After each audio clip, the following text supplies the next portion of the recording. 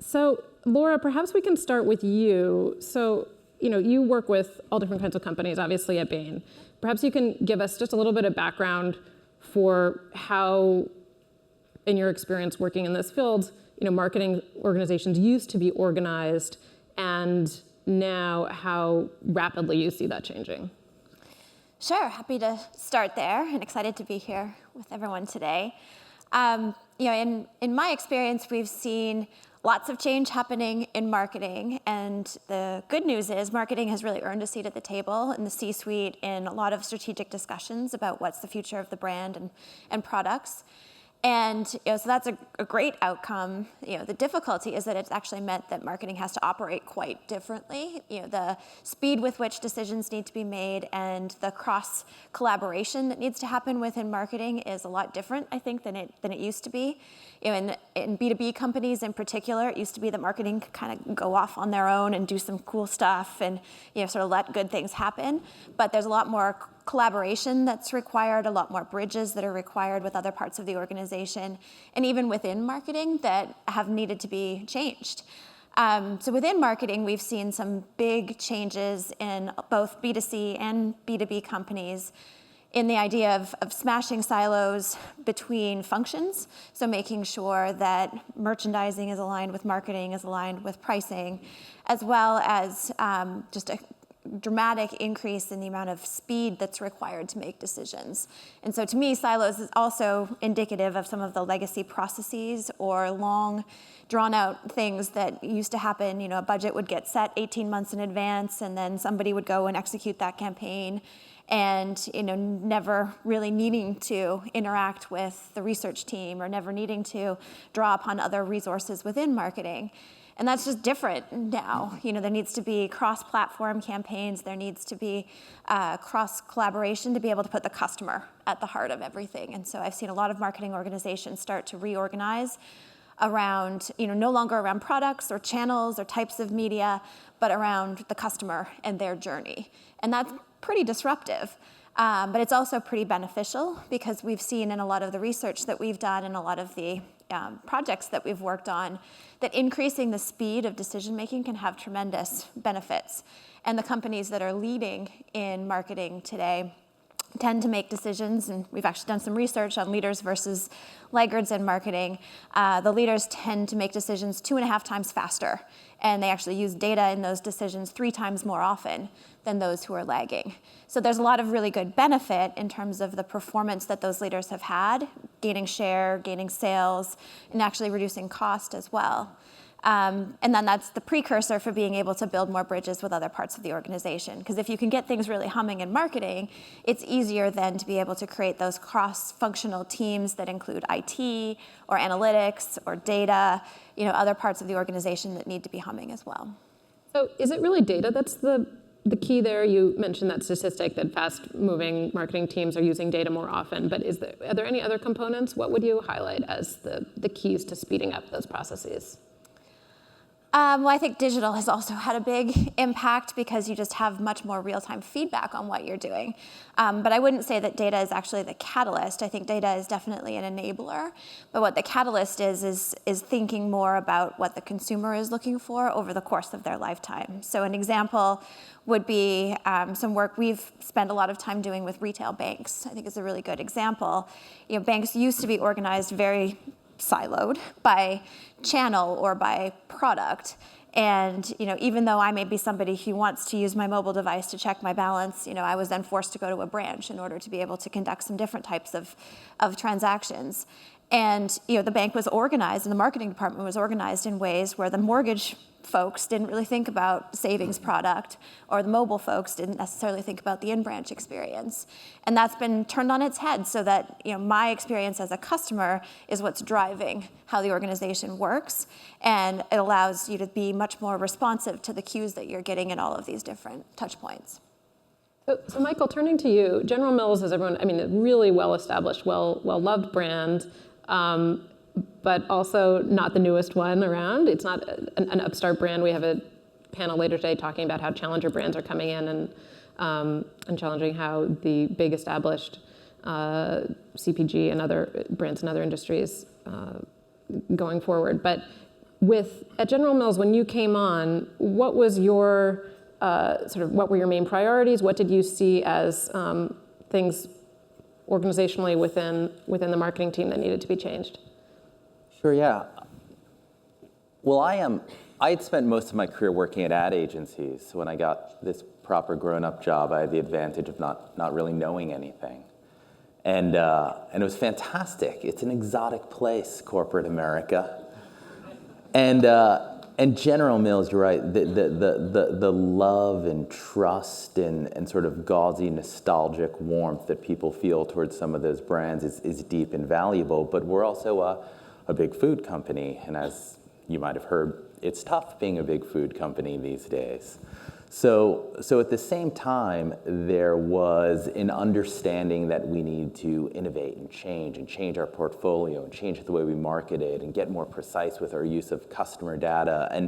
And yet there was a desire to sort of respect and honor the very long-standing relationships that people had with our brands. And navigating those two things is maybe the trick we've got to solve. For me, though, and for my marketing group, what became really important to us was, and this might sound old-fashioned, it might sound 5, 6 years old, rallying the organization, rallying the company around purpose that mattered. While you had lawyers doing their thing and financial people doing their thing and sales and supply chain and marketing, it had seemed as if in this time of great change and sort of cultural trauma about food and what we're eating, we had slightly forgotten what we were about. So we rewrote our corporate purpose this past year and put food at the center of it. It's a very simple notion. We want to make food that the world can love. And that simple measuring stick has become a really useful tool for people in any silo, in any division, to use before they make decisions. Does committing this act of finance or marketing or law or acquiring or divestiture, does doing this help us have food, create food that more people will love? So it's quaint, but I think it's become really powerful. And when you think about that mission and sort of how it carries through in your marketing and in the creative work that you do, what's the metric? Are you trying to sort of get more people engaged with General Mills on social media? I mean, what's obviously sales is a big one, but how are you looking at customer engagement and having that sort of really intimate, strong bond with consumers? Sure. I think we want to take our purpose seriously, and we want to measure the love that people have for our brands, and is it a sort of active, dynamic love? I think we're taking a lot of lessons from the world of politics and valuing brand momentum and brand dynamism.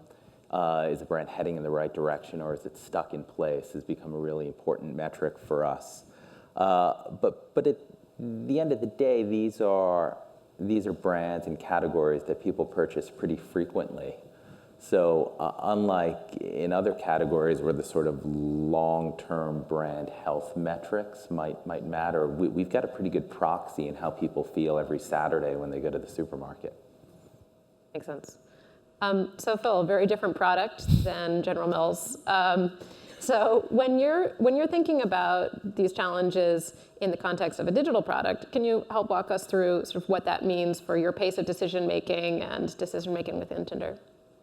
Sure. I think. Listen. Well, how many people have either eaten a General Mills cereal or used Tinder? See what I did there? There you go. They've all used Tinder. Yeah. It's great to see. Look, we are a digital product, and frankly, we don't know any different, right? Tinder's just over 3 years old, and we have, it's a blessing and a curse sometimes to be that age in this era. But for us, we have, I guess, the advantage of being able to kind of take products to market and get feedback literally instantaneously from our users, and that's an enormous advantage just being a digital company, because it's very different when you have a supply chain and you have you have to, the process by which we measure these things, I would imagine, is actually largely the same. It's just the timeline is so accelerated. And it allows us to get products to market quickly, deliver things. We can regionalize products very easily. And it's not that we don't sprinkle around tests all over the world all the time. We still, like any other company, have constraints on how many people we have and where we focus our resources, and prioritizing those resources is what we do all day long.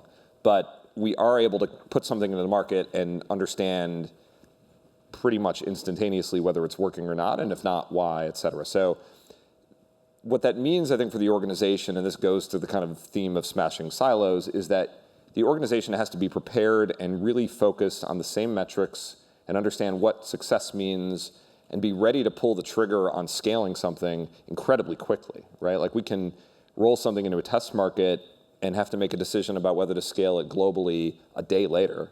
And you can't scramble to do that. You have to be prepped and be kind of ready. You have to have the right analytics in place. And so it takes a lot of kind of thought very early on so that you can react in as quick a way as possible, because competitors will move quickly if you don't, because they have the same advantages that we do in that regard. So it really, I think, actually it necessitates marketing's involvement across the organization in many ways.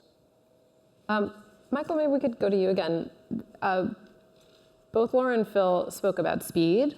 Sure. And I'm curious and we'll get to this sort of in more depth in a later panel today, but I'm curious just within General Mills, such a large company, how you think about that and how you prioritize that, or is it a priority?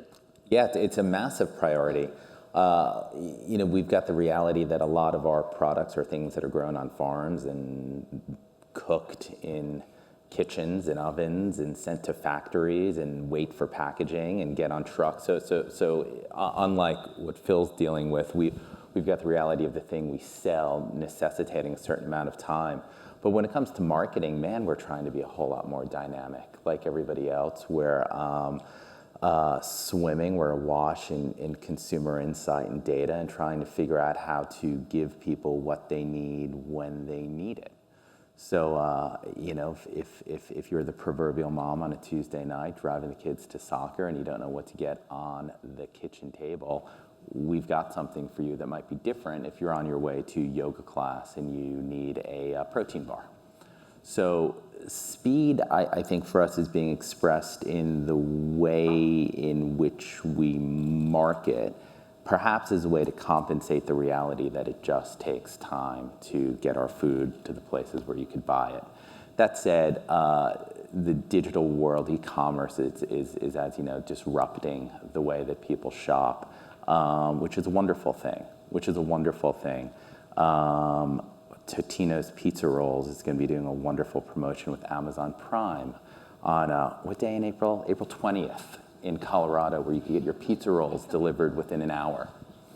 If you want pizza rolls, if you have a need for pizza rolls. I'm dying for pizza rolls. I would love pizza rolls. I'm booking a ticket right now to There you Colorado. go. There you go.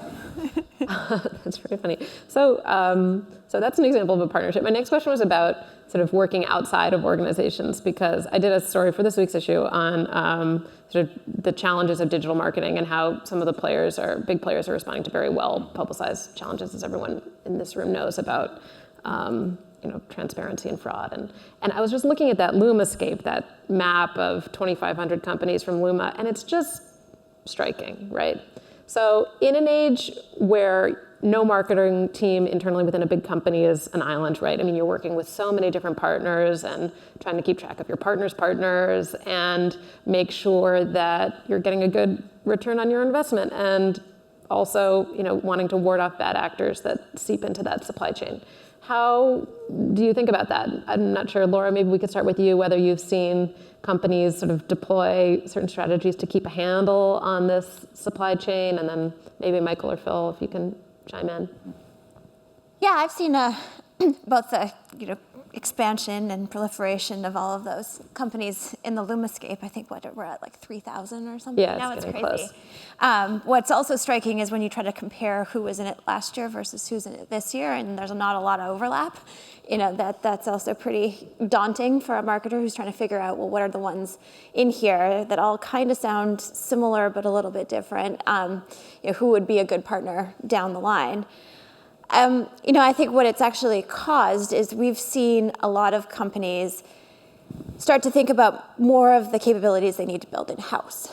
So sure, there's going to be a set of partners that are necessary just to be able to help with some of the speed elements, to be able to help with some of the analytics elements that you may not have the talent internally to do.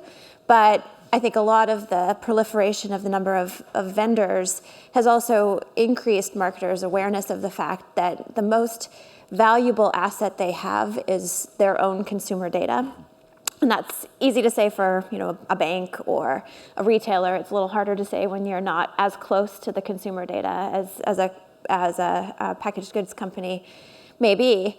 But trying to find ways that you can embrace that proprietary data that you have, mine it for all of the insights, and thinking about how you can build an ecosystem around that within marketing internally to protect that data, to make sure that you're leveraging it for all it's worth.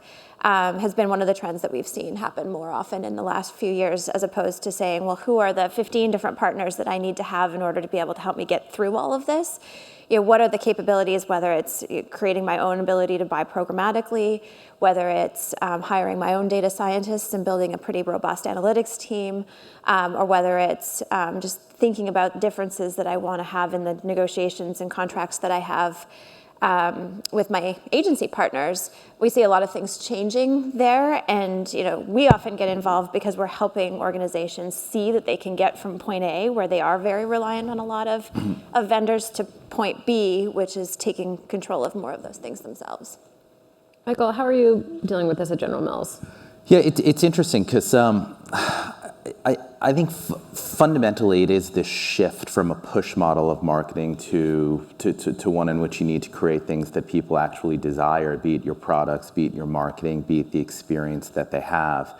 And as valuable as data and programmatic buying and analytics can be, it sometimes, I think, blurs the reality that at the end of the day, we need ideas, and it could be ideas for a product or just ideas to build relationships that people desire, that are irresistible.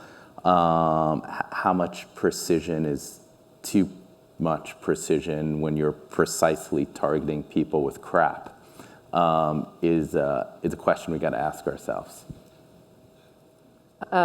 Well put. Phil, let's go to you. It's a good question. Well, I guess I have two sides through which, or two lenses through which to answer this question. So Tinder, we sell advertising on our platform, so we kind of see this kind of on the inbound side from brands, and we also market the platform. We are not really big digital marketers on the Tinder side. Our users come in organically, but it's an interesting. We kind of really got into the ad business last year at scale, and it's been very interesting. It's been a really interesting process, and there's no question that brands are intensely hungry for data from us. And I mean, we're pretty good at providing it. We have really a lot of insight into who our users are, and we can provide targeting capabilities, I think, above and beyond what others can. But there's definitely a number of brands that are just still getting used to the concept and trying to understand, what is not only the right way to target people, just like in terms of the quantitative element of that, but what is the right way to target them in terms, like, how do you speak to them on all these different platforms? And, the context of Tinder is different than the context of Snapchat or Facebook or Instagram, and they're all great platforms in their own right. You have to kind of be willing, and this goes to kind of the creative departments in a lot of these organizations, to speak to consumers, have a consistent brand message, but figure out how to interpret that in different ways. And brands have been doing this for many, many years before we existed. I mean, marketing has been localized all over the world forever, but it is happening so rapidly, and it is hard to keep up, to be honest with you. And so we spend a lot of time working with brands and what the creative could look like and how it will best resonate, and then we use the data to measure the effectiveness of those executions. So I want to leave some time for questions. Do people have questions for our panelists, or by raising your hand or tweeting? I'll ask another while you brainstorm a bit more. Perhaps going back to you, Michael, that question of sort of how you have compelling creative messages when there are so many different consumer segments that one could be targeting. That's really interesting, and sort of how to do it in a compelling way. And to my point earlier, before you all came on stage, there is this fatigue among consumers if they are bombarded with stuff that isn't entertaining. I mean, there's some ads that I enjoy getting because there's something about them that I find funny or moving or whatever, and then there's some ads where I just really wish they weren't a part of my life. And so when you're reaching out to consumers in such a personal way, and there, to Phil's point, are these different platforms in which you could reach them, how do you maintain control of a compelling creative message in that environment? Yeah, I was lucky. I had a boss at an ad agency who was a really smart guy who told me that at the end of the day, people like brands for the same reasons people like people. So try to make your marketing as lovably human as possible. And we've got something we say around General Mills that one of the jobs of our marketing is to share the truth of our food. And that verb is a really important one. Target, sell, push. Ugh. Who wants that? Who wants that? Find what's amazing and relevant about whatever it is you make, and crawl inside of it, right? The mistake most marketing communications makes, I think, is that it stands out at a brand and talks about it. This brand over here is the leading. Who are you, third person narrator? Like the greatest marketing stands inside of a brand and speaks from it and shares its passion. Not embarrassed to use the age-old evergreen example of Nike, but who says just do it? Is that the brand? Is that the voice in your head? Is that your high school coach? Is that your lover? Yes, all of the above. The more brands take a disposition of sharing what they're about than selling what they're about, ironically, I think they'll sell more. So I got a note from the voice of God telling me that it's actually the app, not Twitter, where you can submit your questions. So if you have the Economist app, that's the way to submit your questions if you're too shy to do so by raising your hand. But please do raise your hand if you have a question. Yes, this woman right here in the middle. Thank you. Someone will come to you with a microphone if you just tell us who you are, and that would be great. Hi. It's loud. My name's Shannon Smith, and I am the VP of Customer Success at On Deck, which is a lender to small businesses. And I have a question for the panel. There are a lot of classic ways of understanding your customer, and we've done focus groups, and we've done surveys and panels. What are you using today to understand what it is your customers want, whether the classic still works, or have you moved to new ways of collecting that kind of customer preference and customer sentiment? Thank you. Anyone want to take that? Go ahead. Sure. Everyone's pointing at me, so I will take it.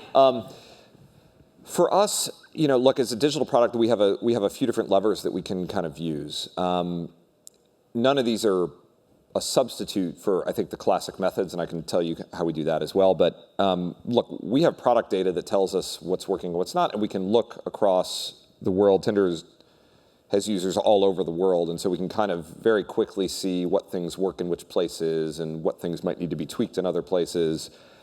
That doesn't answer the question, of course, of our non-users, but we get a pretty good proxy for for what's working, what's not, just through our own product data.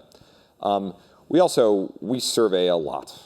We ask people a lot of different questions, and everything from, in our world, we ask about dating culture as much as we ask about product-specific features. And so, and we can kind of get to our users at scale through our own product very quickly in that regard. And then, I guess thirdly, are more classic methods of general population surveys and just feet on the street to really kind of dig in and understand these things. I mean, it's not, for us, because there's a cultural nuance to dating and the way that people use our product. There's a lot to kind of understand there, and every company has that at some level. Just like for you, everyone in the world eats, but they eat different things. And for us, it's just a little bit different. So we just kind of dig in and understand the cultural nuance and what will make the product tick in that regard.